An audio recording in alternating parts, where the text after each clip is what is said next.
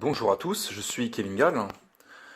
Alors je voulais maintenant faire une vidéo d'enseignement et par la même occasion mettre encore en lumière les ténèbres, les esprits démoniaques qui sont déjà et depuis longtemps dans l'Église, qu'il faut absolument exposer, qu'il faut absolument dénoncer, qu'il faut absolument chasser des corps et quand c'est pas possible, pour une raison X ou Y, en général à cause de l'orgueil et de l'arrogance de la personne qui ne veut pas de délivrance de la part du Seigneur, ben on est obligé d'excommunier.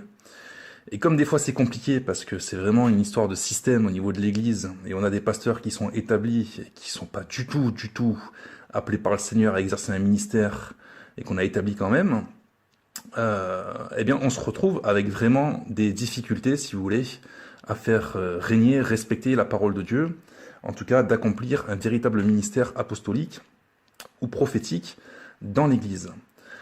Alors, comme je crois personnellement avoir reçu un ministère de Dieu authentique, et que par les songes, par l'expérience, par la connaissance, par les révélations, par beaucoup de choses, même la visite d'un ange, qui m'a ordonné de faire certaines choses, notamment de libérer le peuple de Dieu, je voulais maintenant clairement vous montrer ce qui règne dans les églises évangéliques. Et quand je parle de ce qui règne, je parle d'une invasion de légions de démons, notamment des esprits de mensonges.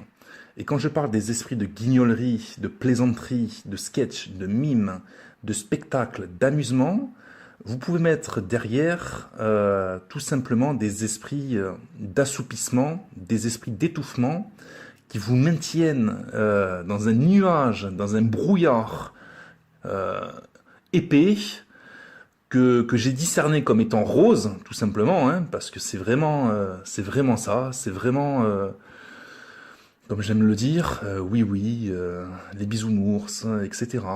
C'est vraiment des esprits qui jamais vous auront des paroles de connaissance pour vous révéler vos péchés, pour vous sortir de ce qui ne va pas dans votre relation avec Dieu, de vous arracher les ténèbres, de vous parler de l'enfer, de vous amener la crainte de Dieu. Ce ne sont pas des esprits qui vont d'ailleurs chasser vos démons. D'ailleurs, ils vont vous dire que vous n'en avez pas, quoi. Ils vont vous dire que c'est psychologique, etc. Ils vont vous conforter dans une ambiance de divertissement, sans jamais exercer des véritables dons de Dieu dans le domaine de la connaissance, des révélations et de la puissance. Et à la place de tout ça, d'accord, vous avez des mieleries, vous avez des flatteries, vous avez des câlineries, vous avez des mensonges, et pour évangéliser, vous avez du cirque. Et vous avez placé comme ministère pour contrôler, diriger, gouverner tout ça. C'est à la limite si on se demande si c'est pas franc-maçonnique, tout ça d'ailleurs. Ce qui, à mon avis, n'est pas tellement... ce qui ne m'étonne pas. Mais ce qu'il faut comprendre, c'est qu'on combat contre des esprits. Donc, en vérité, c'est pas tellement la franc-maçonnerie qu'il faille attaquer, mais des esprits démoniaques qui s'attrapent très facilement dès lors que vous péchez ou que vous mettez foi à tout esprit, que vous entrez dans une communauté religieuse qui n'a pas du tout la présence de Dieu, mais qui ressemble à la présence de Dieu. Vous pouvez très facilement être enrôlé par ce genre d'esprit et ensuite donc manifester les mêmes œuvres que ce genre d'esprit, à savoir les clowneries. Et comme il faut en prendre un parmi la multitude, j'ai été conduit à parler je vais parler de Saïd Oujibou, qui pour beaucoup est limite un apôtre. D'ailleurs, à ma connaissance, il m'a semblé lire qu'il défendait son apostolat. J'aimerais, moi, par l'autorité du Seigneur, t'expliquer que tu n'as jamais été appelé dans un ministère d'apôtre. Chrétien, certainement. La révélation de Christ, certainement. Le Saint-Esprit, tu l'as certainement reçu. Mais être établi dans un ministère, non, là, non, je suis désolé. Tu n'as pas du tout les qualités requises pour exercer un ministère. Et on va le prouver tout de suite avec les 2 vidéos suivantes, d'accord ? Alors s'il n'y a jamais personne qui est venu t'expliquer d'une manière inspirée ce que toi tu es, ce que tu fais, ce qui ne va pas, etc. Et les choses dans lesquelles il faut absolument pas qu'on te suive, et encore moins les jeunes convertis dans le Seigneur, eh bien tu vas l'apprendre. Et je t'exhorte même à te repentir par rapport à ça. J'avais déjà fait une vidéo dans le passé, mais il n'y a toujours pas de repentance. Et maintenant, tout simplement, je vais les afficher les uns après les autres, tous ceux qui font ce qu'ils veulent dans l'église, et qui n'ont pas autorité de faire ce qu'ils font, tout simplement, au nom du Seigneur, et qui sont vraiment des dangers, en vérité, pour le peuple de Dieu. Donc je veux bien que tu parles à des musulmans, etc., bien que toi t'aimes bien faire des débats, t'aimes bien faire des débats avec les musulmans, mais Dieu ne nous appelle pas à faire des débats. Tu verras aucun homme de Dieu dans la parole, que ce soit dans l'Ancien Testament, dans les Évangiles, dans le Nouveau Testament, s'amuser à faire des débats avec des païens, ou avec des sectes. On prêche par le Saint-Esprit, par la puissance de Dieu, ce sont des paroles d'exhortation, des paroles inspirées, on marche par les dons spirituels, et on ne fait pas de spectacle, comme toi tu fais, on ne fait pas d'amusement, et, et encore moins, on ne cherche pas à faire rire et à amuser les foules pour les attirer en même temps à Christ. On n'a pas du tout le même Christ, en vérité. Moi, le Christ que je connais, le Christ que Dieu m'a révélé, c'est un Christ qui amène au Père, et qui respirait la crainte de Dieu. Qui respirait la crainte de Dieu, ça veut dire que quand il marchait, tout simplement, il dégageait la crainte du Seigneur. C'était pas le genre de personne à faire du cirque, des spectacles, des amuseries, des amusements, des clowneries, des pitreries, pour parler de Dieu. Loin de là, loin de là, loin de là. Donc voilà, on va tout simplement regarder les deux vidéos là que j'ai choisi parmi Internet, puisqu'elles restent sur Internet, ces vidéos, et que Dieu n'a certainement pas envie que les âmes te suivent dans ce genre d'esprit, tout simplement, je prends ces vidéos qui sont publiques, et j'en fais une vidéo, moi, personnellement, pour recadrer les choses, par la grâce de Dieu, de manière à ce qu'on ne te reproduise pas dans ces genres de choses, et que les esprits de clownerie ne se répandent pas davantage dans l'Église. C'est l'heure du ménage. Là, je dis ça, je dis les choses calmement, mais en vérité, Dieu, c'est par des songes de fous, de dingues, qui me réveillent. Quand je vous dis des pasteurs qui fondent dans la géhenne, avec des chairs qui fondent, et des squelettes incandescents qui rampent devant moi pour que je sorte de là, comme j'aime le dire, et que c'est la vérité, c'est ça du prophétique, c'est de l'appel prophétique. Et c'est la réalité. Et toi, Seydou Djibout, il va falloir que tu comprennes, toi, tes erreurs, tes égarements, parce qu'il y a une condamnation au bout. Et je suis désolé de t'apporter des mauvaises nouvelles, de donner des paroles dures, mais en tout cas, c'est la vérité. Moi, j'accomplis mon ministère, pendant que toi, tu fais le tien. Voilà. Donc, on regarde ces deux vidéos, jugez-en vous-même, d'accord? Et une fois que ces deux vidéos sont regardées, j'aimerais commenter et ajouter certaines choses. Bonsoir, salam alaikum. Bonsoir, Fréjus. Mama, et y'a Whoopi Goldberg. Hey, Schwarzenegger. Et y'a du monde. Il est où Goldorak? Il est là. Il est où Goldorak? Là. Il avait pas une question à me poser, Goldorak? Si, absolument. Ah bah alors, on est dans le brouillard ici quand même. Hein. Alors je disais que cette soirée, qu'est-ce que tu regardes? Oui. La JMJ Fever. C'est quoi la fever? 1, 2, 3, fever? Fever. Fever. C'est la fièvre, hein? C'est exactement ça. D'ailleurs, il commence à faire chaud. Alors dites-moi, jeune homme, Oui, comment ça va? ça va bien. À part ça? Très bien. Très bien, j'attends Très la bien. question, wesh. Il fait bon, il fait chaud. Très bien. C'est bien, on est en famille ici. Alors Saïd, tu viens du Maroc. Eh ouais, ça se soigne quand même, hein? Et... Non mais je disais que c'était une soirée très internationale. Ça se voit, il n'y a que des Donc blancs. voilà, le Maroc est représenté. Il n'y a que des blancs? Est-ce qu'il y a des Français dans la salle? Est-ce qu'il y a des Africains dans la salle? Alors, ce soir, il manque plus que Marine. Il y a des Africains un peu pâles, mais ils sont là aussi. Ah oui, bien sûr. Alors, Saïd, Taisez-vous, c'est mon émission, hein. pour nous raconter ton parcours de vie, tu es arrivé du Maroc quand tu es arrivé en France, tu étais tout jeune, tu avais 3 ans, un petit peu plus de 3 ans, et ça a été un petit peu le choc des cultures. Et puis un jour, ta vie a basculé, et tu vas nous raconter comment.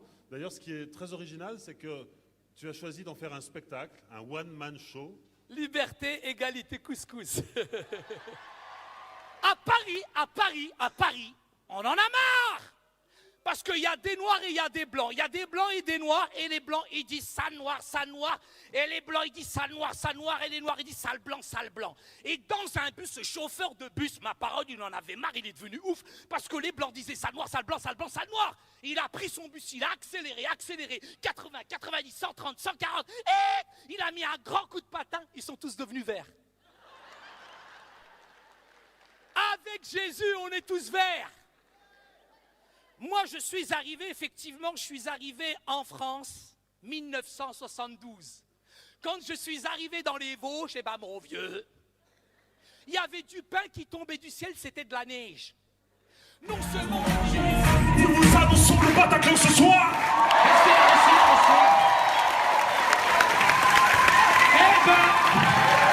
Eh ben, messieurs, dames, vous avez un énorme tableau derrière moi.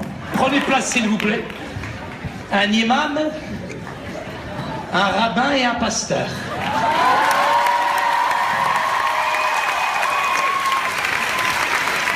C'est ça le vivre ensemble. Mais j'ai remarqué que le pasteur avait un de ses déhanchés et le rabbin il est en vibreur. Nokia 3010. Mais par contre l'imam il est constipé. Mais je comprends qu'il ne puisse pas danser. Messieurs le rabbin, monsieur l'imam, messieurs les pasteurs, c'est ça la France, on vous remercie d'être là. Merci. Sécurité, s'il vous plaît. Faut pas qu'il tombe dans les escaliers, j'ai pas d'assurance. Sécurité. Voilà, donc c'est difficile de continuer à regarder ce genre de vidéos, tout simplement parce qu'on voit qu'un homme qui n'est pas du tout délivré de l'esprit du monde, des blagues, des amuseries, des amusements, etc. Et c'est même honteux, en vérité. Il faut bien comprendre qu'aucun homme de Dieu dans la Bible, de Moïse, même avant, hein, Abraham, même Noé, ça se trouve. Hein. Mais bon, on n'en sait pas beaucoup sur Noé dans la Bible. Mais en tout cas, l'esprit de Dieu est un esprit de sagesse, d'intelligence. Ce n'est certainement pas un esprit d'amusement, de clownerie, de plaisanterie, et devant les foules pour exercer un ministère. De Néhémie, Esdras, regardez un petit peu, même Ézéchiel, Daniel, Jérémie, Jésus, hein, Jean, enfin toutes les révélations qu'on a de Dieu, si vous voulez, on est loin, hein, quand on connaît Dieu, de s'amuser à parler de Dieu tout en étant animé d'un esprit de guignolerie. Mais ça, cet esprit ne l'a pas quitté, il continue de faire des spectacles, si vous voulez, où il fait le clown, et les gens s'amusent, ça applaudit, ça rigole, tac, tac, tac, et lui, il se prend vraiment pour quelqu'un qui a reçu un ministère de Dieu, avec l'esprit, l'onction, les dons spirituels, etc. Non, je suis désolé de te décevoir. Prophétiquement parlant, tu as du souci à te faire. Voilà. Après, il peut se passer ce que tu veux, hein. Tu peux parler de Jésus autour de toi, croire que les gens viennent à Jésus et à travers toi, et que du coup, ils sont sauvés, etc. Je dis pas que certains n'ont pas été sauvés ou n'ont pas reçu le Saint-Esprit ou la connaissance de Dieu, des songes, des visions ou des choses de ce genre. Je dis simplement qu'il faut les amener au vrai Jésus et que c'est bien beau de comprendre que Jésus est le Fils de Dieu, mais après il faut marcher dans la sanctification. Et là, étant donné que tu es appelé, enfin pas appelé, mais on t'appelle en tant que pasteur, et même il y a même des vidéos où on t'appelle prophète, là ça irrite Dieu fortement. Donc non, il faut recadrer les choses. C'est-à-dire que si un vrai ministère apostolique ou prophétique te rencontre, toi, il te destitue de ton ministère. Hein. C'est la vérité. Il te dit assis-toi, tais-toi, et il faut que tu repasses par la case enseignement, etc. Mais comme on est en temps d'apostasie et que tu n'en croises pas beaucoup, et qu'au contraire les esprits de mensonge te poussent à continuer, à dire t'es super, t'es ceci, cela, je signale même que, bon, je tombe dessus, hein, dans le Figaro, apparemment, maintenant, on fait des alliances avec les musulmans aussi, hein, pour les marches, les fraternités, etc. Il suffit qu'un curé se fasse égorger, puis hop, on fait des marches avec les musulmans, les catholiques, au nom de la fraternité, etc. On s'invite les uns et les autres, et même on prie ensemble. Donc là, c'est quand même assez scandaleux. Il y a beaucoup d'esprits, si vous voulez, qui nous poussent vraiment à faire des alliances interdites, à se permettre des choses que Dieu interdit fortement et qu'il ne faut surtout pas reproduire. Et là, je m'adresse aux Malafermi. Je vous encourage à vite vous attacher à la parole de Dieu, déjà à la connaître, ensuite à vous y attacher et à ne pas suivre les guignoleries que vous pouvez voir à droite et à gauche. Ce n'est pas parce que des ministères sont invités à droite à gauche, qu'on en entend parler de partout, sur Internet, à la télé, ce n'est pas parce qu'ils sont suivis par des foules, qu'on les aime, etc., qu'ils viennent de Dieu. Et là, je vous dis, il y aura beaucoup de surprises. De très mauvaises surprises. On va se poser des questions, on va se dire, mais comment ça se fait, Seigneur? J'ai pourtant fait ceci, j'ai pourtant fait cela. Il y en a même qui exercent des dons spirituels. Il y en a qui exercent même pas du tout de dons spirituels, je vous dis, hein, c'est du modernisme, c'est de l'artistique. Hein, là, Saïd Ojibou est totalement dans l'artistique, pas du tout dans les dons spirituels. Mais vous en avez, si vous voulez, qui exercent des dons spirituels et qui, malheureusement, n'iront pas jusqu'au bout pour des problèmes de sanctification, d'obéissance et de moquerie devant Dieu, dans la vie privée, dans l'exercice du ministère aussi, des scandales, etc., etc. Donc, il faut faire très attention. En tout cas, c'est très important que vous ne mettiez pas foi à tout esprit, d'accord? Éprouvez les esprits, surtout les esprits de guignolerie, fuyez-les, puisque c'est pas eux qui vont vous amener à la crainte de Dieu. Eux-mêmes, ils ne connaissent pas Dieu, hein, c'est faux. Ils vont parler de l'amour, du pardon, de la miséricorde, qu'ils étaient orphelins et maintenant ils ont un père, etc., d'accord? Mais ils ne connaissent pas le vrai Dieu. Et je vous le dis, ils ne le connaissent pas, parce que s'ils connaissaient vraiment le vrai Dieu, jamais de la vie, ils se comporteraient comme ils se comportent pendant l'exercice du ministère. Ça n'existe pas, ça, dans la parole de Dieu. Et autre chose, c'est quand même étonnant que Saïd Ojibou ait des relations avec Morgan Priest, qui lui est complètement déglingué, qui est très loin du vrai Dieu, hein, d'écouter et d'entendre les exhortations que le Seigneur peut lui faire. C'est quand même hallucinant d'appeler frère n'importe qui. Et bientôt maintenant, comme je vous dis, par l'intermédiaire de Saïd Ojibou, on est poussé bientôt à appeler frère des musulmans. Bon, au nom de l'amour, hein, vous voyez, Éric Sellerier, tout ça, au nom de l'amour, on va faire des alliances avec des catholiques, bientôt avec des musulmans, et pourquoi pas avec Obama aussi, et puis on ira en Russie avec les orthodoxes, et puis vraiment pour mettre le comble à notre amour, on ira faire des embrassades et appeler frère aussi Morgan Priest et toute sa secte de déglingués. Voilà, donc non, au bout d'un moment, il faut être sérieux.